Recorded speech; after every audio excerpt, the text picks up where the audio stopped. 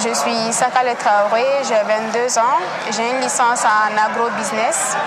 Alors, je suis la promotrice de l'entreprise Mamali Moringa, qui est une entreprise de transformation et valorisation du moringa en produits agroalimentaires et cosmétiques. Et moi, c'est Ibrahim Diko.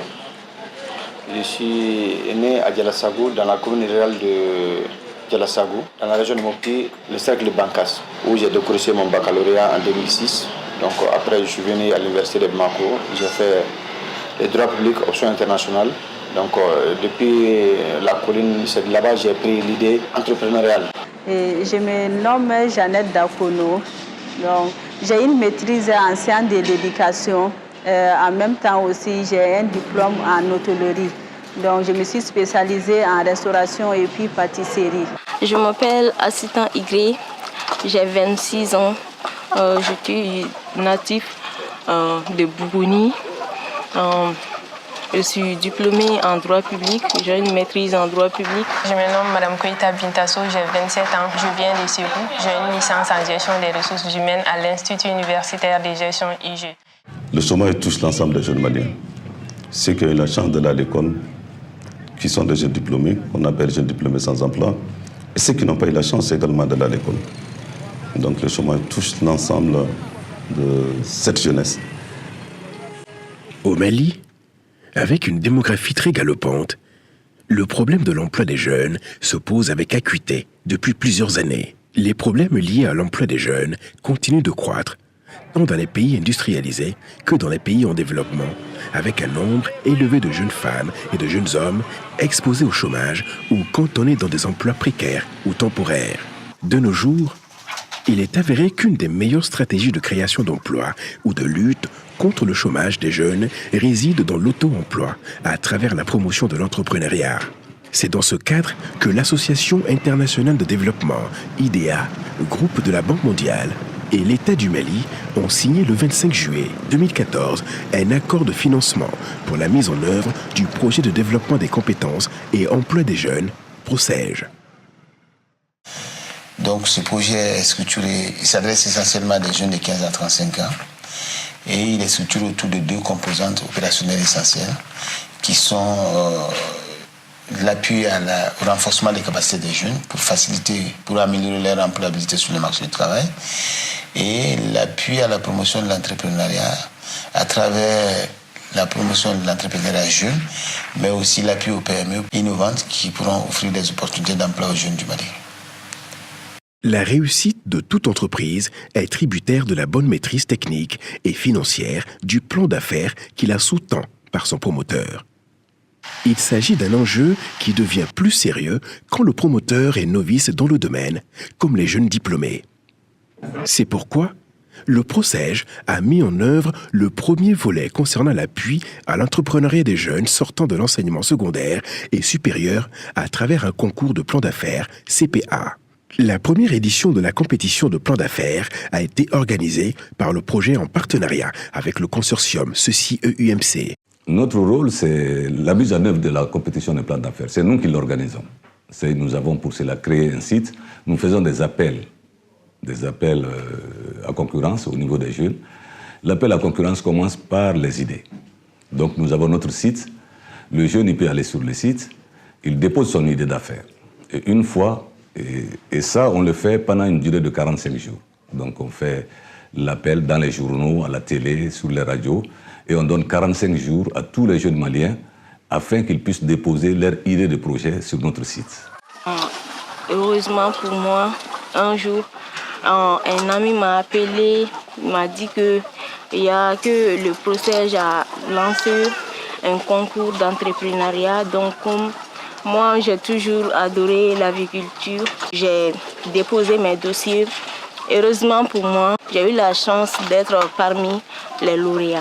Donc, je suis allée sur le site du procès. Là, je me suis renseignée. J'ai vu que mon profil pouvait compétir.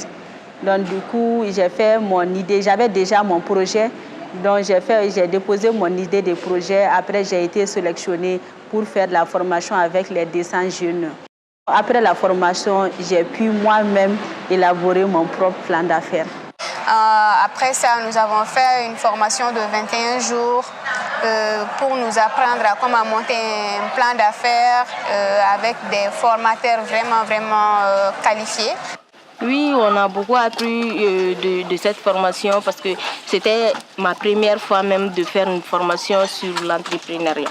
Et ces business plans, une fois qu'ils terminent de les monter, nous on fait appel à des experts externes qui ne sont pas forcément du CECI, qui vont plancher sur ces business plans et trouver les meilleurs business plans.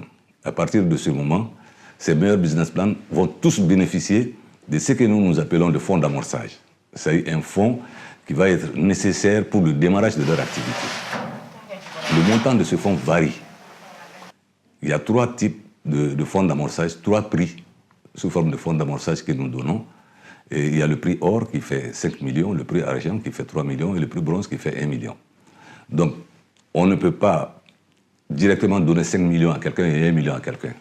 À l'issue du processus, la première édition de la CPA a enregistré la consécration de 77 jeunes composés de 32 femmes, soit 41,56%, et de 45 hommes, soit 58,44%. 5 ont obtenu le prix en or, dont la valeur unitaire est de 5 millions de francs CFA. 17 ont obtenu le prix en argent d'une valeur de 3 millions de francs CFA chacun.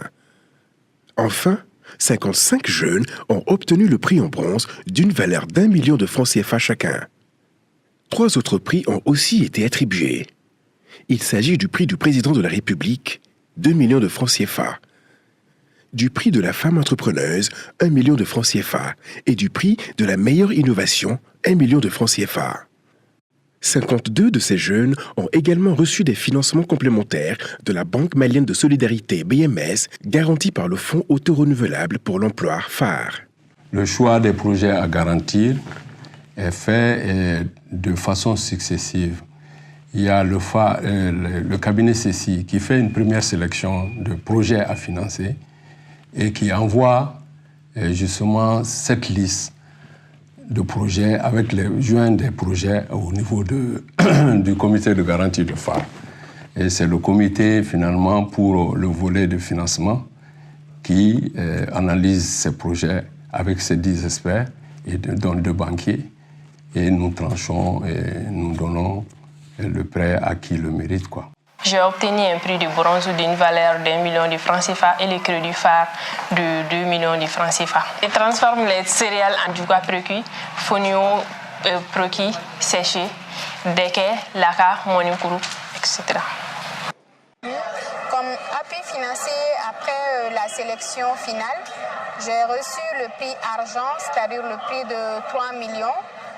Ce qui m'a permis d'acheter des équipements et aussi des emballages, d'acheter la matière première afin de mettre mon entreprise en place. Sans oublier un prêt bancaire de 2 millions que j'ai reçu aussi avec la BMS, avec l'appui du procès. Finish, lors des résultats, j'ai été lauréat même de ce concours de plan d'affaires. Moi, j'ai bénéficié les 5 millions plus les 2 millions du président de la République avec un autre prêt de 4 millions qui m'a vraiment permis d'être aujourd'hui là où je suis. Nous sommes déjà implantés à Sévénin-Koro. On a quelques équipements, un chez-soi et aussi des outils de travail. Nous avons des distributeurs, c'est-à-dire à l'épicerie Maya, à Discount Market. Mamali Moringa est représenté aussi en Côte d'Ivoire et aussi à Dakar. Avant, j'étais dans l'informel, mais grâce au financement du procès, j'ai pu ouvrir un restaurant, une pâtisserie, où j'emploie 5 personnes. Et dans l'avenir, je compte ouvrir une chaîne de restauration pâtisserie où je pourrais employer plus de personnes. Mais aujourd'hui, les perspectives, c'est de vraiment être une grande usine de production de savon cosmétique, ça c'est de 1, au plan national et international. Et vraiment avoir des points de vente partout au Mali et dans la sous-région. Déjà dans la sous-région, les savons que je vends aujourd'hui au Sénégal est plus que ce que je vends sur toute l'étendue du territoire malien. Donc vraiment j'ai un grand marché au Sénégal. Et en dehors du Sénégal, au Burkina, j'ai des clients. En France, les savons sont vendus, surtout en Normandie, à Marseille, les savons sont vendus. En d'autres pays aussi. Donc vraiment, j'aimerais devenir un grand producteur de savons cosmétiques, vraiment avoir plus d'opportunités, devenir millionnaire si possible ou milliardaire dans la production de savons cosmétiques. Mes produits sont commercialisés ici à Ségou, au niveau de tous les alimentations et supermarchés. À Bamako aussi, dans les alimentations. Comme perspective maintenant, nous voulons vraiment produire en grande quantité afin de pouvoir fournir plus de distributeurs. Et aussi, nous comptons mettre en place un centre qui sera inclus dans notre projet Mamali Moringa, c'est-à-dire les jeunes qui ont envie de se former sur la chaîne de valeur Moringa, c'est-à-dire ceux qui veulent mettre des champs de Moringa, ceux qui veulent transformer le Moringa en produits agroalimentaires ou cosmétiques. Donc nous voulons donner la chance à ces jeunes-là de se former au sein de notre structure. Là où nous sommes maintenant, dans notre pays, on peut pas, tout le monde ne peut pas avoir le travail de son niveau d'études. Parce que moi, je vois, il y a beaucoup de jeunes qui ont des diplômes et ils sont à la maison comme ça. Ils peuvent faire d'autres travaux, mais ils s'assoient et se disent que le diplôme qu'ils ont, ils veulent le travail de ce niveau. Les recommandations, c'est toujours demander aux structures étatiques d'accompagner les jeunes et de les suivre. En vrai dire, si nous ne sommes pas suivis, c'est très difficile. Même si on nous donne de l'argent, s'il n'y a pas de suivi, nous allons croire que bon, c'est quelque chose qui est étatique, que ça ne va pas vraiment. Par exemple, sur tous les prêts, on va dire que ça ne serait pas remboursé, tandis que c'est quelque chose qui est à rembourser. Donc il faut que les structures suivent les jeunes. Qu'ils suivent les jeunes chaque mois, chaque trimestre, chaque année, faire le bilan. Sinon, si on nous laisse à nous-mêmes, en vrai dire, c'est comme si l'oiseau dans l'air, il part là où il veut. Souvent, c'est compliqué. Je suis confronté à ces problèmes et je vis ces problèmes. Et c'est que si j'ai été suivi du début jusqu'à aujourd'hui, là où nous sommes, j'ai fait certaines défaillances et je ne vais pas les faire. Mais comme il n'y a pas un suivi régulier, raison pour laquelle souvent je déroute, pas de ma volonté, mais souvent c'est les erreurs entrepreneuriales qui arrivent. Voilà. Par cette initiative, le PROCEJ veut créer des synergies entre les volets offres et demandes en assurant la continuité dans le soutien depuis l'éducation jusqu'à l'emploi pour les jeunes avec différents niveaux scolaires. Le chômage, de façon générale, et particulièrement des jeunes, préoccupe les plus hautes autorités de notre pays. Et en premier lieu, le président de la République, qui a toujours porté les questions des jeunes au cœur de ses préoccupations. Et le PROCEJ est en train de travailler encore afin d'accompagner les jeunes pour leur installation et de faire d'eux les plus grands entrepreneurs de demain. Donc nous saluons le travail fait par le PROCEJ. Nous saluons également notre partenaire qui est la Banque mondiale. Donc c'est pour vous dire que la question de l'emploi des jeunes est une priorité pour notre pays, est une priorité pour le président de la République, le Premier ministre et l'ensemble du gouvernement. Cela permettra de répondre aux besoins de vrais emplois dans le secteur informel où se trouvent plus de 80% des emplois et favoriser davantage d'emplois dans le secteur formel émergent. Cette première édition du CPA a été une totale réussite car elle a permis à 77 diplômés sans emploi de créer leurs propres entreprises.